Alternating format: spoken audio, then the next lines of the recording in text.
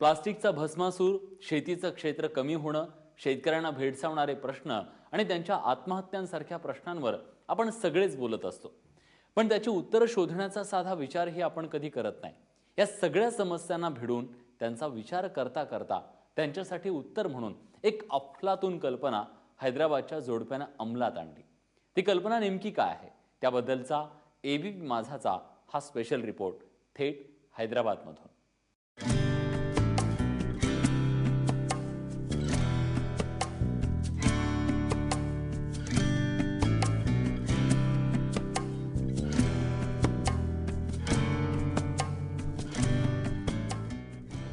Hello, ABP माझामध्ये आपल्या सगळ्यांचं स्वागत. मी हैदराबादमध्ये आली आहे आणि इथलीच एक छान गंमत, इनोव्हेटिव्ह गंमत मी तुम्हाला आज दाखवणार आहे.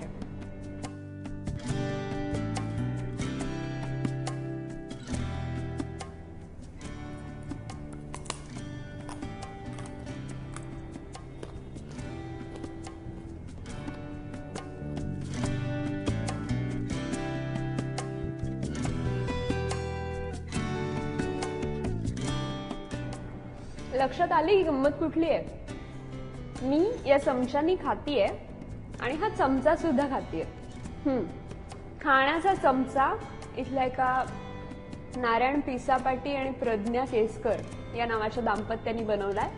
आणि खाण्याचा चमचा नेमका बनवला कसा आणि त्याच्यामध्ये काय काय घातलंय, खरं तर हे बिस्किटासारखं लागतंय, पण तरी ही कल्पना त्यांना कशी सुचली हे सगळं जाणून घ्यायला आपण हैदराबादमध्ये आलोय. जाऊयात नारायण पिसापाटी आणि प्रज्ञा केसकर यांच्या घरी.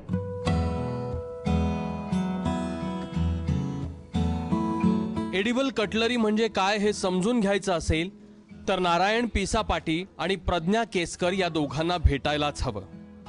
गेली 7-8 वर्ष माध्यमांनी भरपूर दखल घेऊन ही एडिबल कटलरी म्हणावी तितकी लोकांपर्यंत पोहोचली नव्हती. पण ही सगळी कमाल सोशल मीडियानं केली.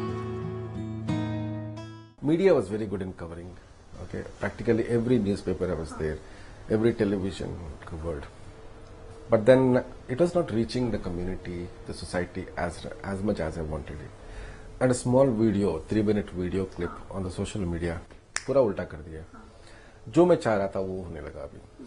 And then following that, now whenever I put up any posting on Facebook, it is immediately getting shared. So now all these things are gaining wider acceptance, and I'm getting a lot of people wanting to become distributors, wanting to become franchisees. अब मैं क्या बताऊं, दिन में तकरीबन 2000-3000 mails आते हैं. मैं एक बार वो भी किया था कि एक बार मैंने सोचा किसी एक मेल को रिप्लाई करूं. जैसे मैं मेल को रिप्लाई कर रहा था 25 मेल्स ऊपर आ गए. Okay, so it is too much. The world is pulling me.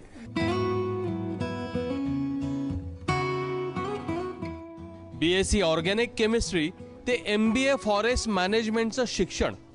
पण नारायण यांच्या विचारांचा केंद्रबिंदू हा सतत शेती आणि शेतकरीच राहिला. एडिबल कटलरीची भन्नाट आयडिया ही ज्वारीच्या एका शिळ्या आणि कडक झालेल्या भाकरीतून आली. The paradox: the rich eat poor food and the poor eat rich food. The poor now wants to become rich, so they started eating poor food. ये लोग भी राइस की तरफ चले गए हैं. सो ज्वार और बाजरा, रागी, वो सबका डिमांड उतर गया. उतरने की वजह से फार्मर्स कल्टिवेट नहीं करने लगे उसको. They have gone to rise because market demands. इत्तेफाक की बात यह है कि मुझे ये पूरा idea of cutlery came because I ate one jowar roti which was cold, and when it was cold it was hard. तो मैंने उसको तोड़ के एज ए स्पैचुला उठा के दाल और करी चबारा काट के चबारा आता है ना. तो from that very hard to now I can make a very supple, very soft, मुंह में रखे तो गल जाए वैसा ज्वार के पराठा में बना सकता हूं. एडिबल कटलरी आकार घेऊ लागली आणि मग काय, खायचा चमचा, सूप प्यायचा चमचा, आईस्क्रीम खायचा चमचा, चॉपस्टिक असे सगळे प्रकार तयार करून पाहिले. आणि हे सगळं ग्राहकांपर्यंत न्यायला बेकीज हा ब्रँड ही तयार झाला. Becky's is a name I coined because the product is baked. जी हाँ, काफी लोग मुझे पूछे भी हैं कि इसमें और बेकरी आइटम्स कुछ होता है क्या। तो माफ कीजिएगा, बेकरी नहीं है। बेकरी में आपको 100% एवरी बेकरी प्रोडक्ट में आपको फैट रहेगा उसमें, और प्रिजर्वेटिव्स रहेंगे, एमल्सिफायर्स रहेंगे, सब कुछ रहेंगे। लेकिन हमारे प्रोडक्ट में वो सब कुछ बैंड है। We don't use any of them as a matter of policy. We don't use them and it is my job, अगर जरूरत पड़ा तो find something else, but no chemicals. प्लास्टिकच्या भस्मासुरानं आज संपूर्ण जगाला अक्षरशः विळखा घातलाय, पण याच एडिबल कटलरीनं मात्र प्लास्टिकसाठी एक उत्तम आणि हेल्दी असलेला पर्याय निर्माण केलाय। ज्वारी, तांदूळ आणि गहू यांच्या पिठांच्या मिश्रणातून आता बेकीजनं खाण्याचे चमचे बनवलेत। नारायण यांच्या पत्नी प्रज्ञाही या उपक्रमात सक्रिय आहेत। विशेष म्हणजे प्रज्ञा आपल्या महाराष्ट्रातल्या आहेत। नारायणनी जेव्हा म्हणजे इक्रिसॅट मध्ये नोकरी करता करता त्यांना जेव्हा वाटलं की आता एक स्टेज आली की मी नुसते रिसर्च पेपर लिहून पैसे कमवून परदेशात जाऊन माझे पेपर दाखवणार आणि मला त्यातनं पैसे मिळणार आणि परदेश वाऱ्या होणार, हे आता किती दिवस चालणार। ज्या लोकांसाठी किंवा ज्या विषयाचा मी रिसर्च करतो ते इम्प्लिमेंट कधी होणार, कोण करणार ते, तर लेट मी डू इट असं होऊन ते त्या क्षेत्रात उतरले। कुठल्याही नवीन गोष्टीबद्दलचं कुतूहल घरात रुजवतात ती लहान मुलं। एडिबल कटलरीचे पहिले ग्राहकही लहान मुलंच आहेत। आणि आता गेल्या 3 वर्षात आम्ही एका ऑर्गॅनिक मार्केटला दर रविवारी जाऊन विकायचं, तिथे सगळे ऑर्गॅनिक वस्तू तयार करणारे लोक तिथे येऊन विकतात। तर तिथेही आमच्या लक्षात आलं की काही शाळेची मुलं आई वडिलांबरोबर यायची आणि एक पाकिट 25चं घेऊन जायचं, पुन्हा दुसऱ्या रविवारी येऊन घ्यायचं। तर आम्ही त्यांना विचारलं तुम्ही याचं काय करता, तर ते म्हणले आम्ही रोज डब्यात घेऊन जातो, शाळेची बस 1 तास लागते, मग भूक लागते खायचं, मग येताना जास्त भूक लागते मग 1 चमचा ठेवायचा आणि मग येताना आम्ही चमचा खायचा, किंवा जी लहान इंटरव्हल असते तेव्हा ते डब्यात आई काहीतरी छोटंसं देते त्याच्याबरोबर चमचा खाऊन टाकायचं। असं त्यांनी सांगितल्यानंतर मग आम्हाला म्हणलं आमचा मेसेज ज्या कॅटेगरीत आम्हाला पोहोचायला पाहिजे तिथं तो व्यवस्थित पोहोच।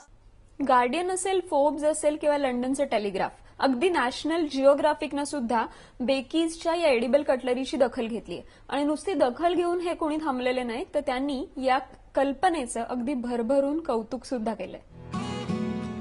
हैदराबादमधल्या अनेक ऑर्गॅनिक दुकानात एडिबल कटलरीनं नेहमीच भाव खाल्लाय। मॅन्युफॅक्चररनी पुन्हा दुसरे काही टाईप्स केले पाहिजेत। त्यांच्या लाईनमध्ये खूप आहेत, बऱ्याच गोष्टी आहेत, त्यांनी आम्हाला सांगितलं होतं। फोर्क वगैरे आहे, त्यानंतर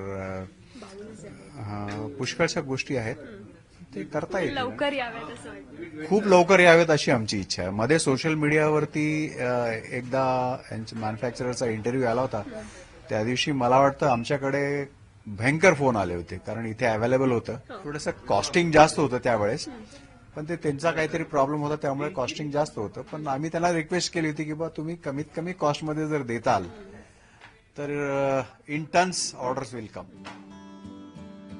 हैदराबादमधल्या काही छोट्या हॉटेल्स आणि कॅन्टीन्समध्ये हे चमचे सर्रास वापरले जातात। ज्वारी, बाजरी सारखे घटक यात असल्यानं काही डॉक्टर्स आणि डायटिशियन्स हे चमचे सेफ आणि परफेक्ट असल्याचा ग्रीन सिग्नल देतात। फॅक्टरी काढली आणि याचं मार्केटिंग सुरू केलं, तर मग त्यांनी नवीन आधी घरी आम्ही वापरले, घरी सगळ्यांना आवडले आणि मग आम्ही सुरू केलं की मी ठरवलं की why not start from our hospital. तर कारण त्याच्यामध्ये जाणारे प्रत्येक पदार्थ, त्याची जी कृती आहे आणि त्याच्यामध्ये लागणारे पदार्थ हे सगळे मला माहिती आहेत आणि हे सगळ्या चांगल्या वस्तू आहेत। आजकल बहुत रिफाइंड फूड्स ज्यादा हो रहा, तो किसी के फूड्स में फाइबर कंटेंट बहुत कम हो रहा आजकल कंपेयर करें तो ये मोटिवेट करने के लिए और हेल्थ बेनिफिट्स भी बहुत अच्छा है। क्या इसमें ये जो है होल ग्रेन्स यूज करते ना, होल ग्रेन्स की वजह से सैटिस्फैक्शन ज्यादा होता। Actually this fibre has lot of benefits. ये जो छोटे बच्चे हैं ना, उनको थोड़ा एक खेल जैसा है, आजकल क्या हुआ, बच्चों में भी बहुत ओबेसिटी ज्यादा हो गया। सो इसकी वजह से क्या है, सब लोगों को हेल्थ पॉइंट ऑफ व्यू बहुत अच्छा है। मलेशिया, कॅनडा, अमेरिका यासारख्या देशांनी सुद्धा एडिबल कटलरीवरती सध्या भरपूर प्रयोग करायला सुरुवात केली आहे। अमेरिकेनं तर एडिबल ग्लास बनवण्याचा प्रयोग सुद्धा नुकताच यशस्वी केलाय। असं असलं तरी बेकीजनं बनवलेल्या चमच्यांनी जगातल्या प्रत्येक मोठ्या देशात आपलं स्थान निर्माण केलंय। ऑस्ट्रेलियन सरकारनं दिलेलं 4 स्टार मानांकन हे त्याच स्थानावरती शिक्कामोर्तब सुद्धा करतं। एडिबल कटलरी हा हैदराबादमध्ये सध्या औत्सुक्याचा विषय ठरतोय। तरुण मुलामुलींमध्ये तो प्रचंड पॉप्युलर झालाय। ये सच में बहुत टेस्टी है एंड आप खाना भी खा सकते हैं, खाने के साथ स्पून भी खा सकते हैं। It's just like biscuit. I think cholesterol free भी है ये बहुत अच्छा आइडिया था एक्चुअली, और ये देख के शायद बहुत कुछ आइडियाज आ सकते हैं और सोसाइटी में बहुत कुछ किया जा सकता है।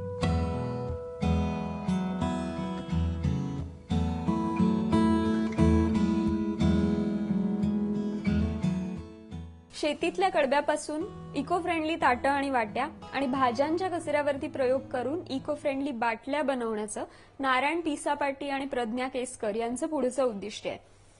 पत्रावळी आणि द्रोण यांचा इतिहास असलेल्या आपल्या देशाला पुन्हा एकदा प्लास्टिक मुक्त बनवायचा वसा या दोघांनी घेतलाय। एबीपी माझाकडून सुद्धा त्यांच्या या स्वप्नाला खूप खूप शुभेच्छा। कॅमेरामन अमोल गव्हाळेसह भक्ती बिसुरे, एबीपी माझा, हैदराबाद।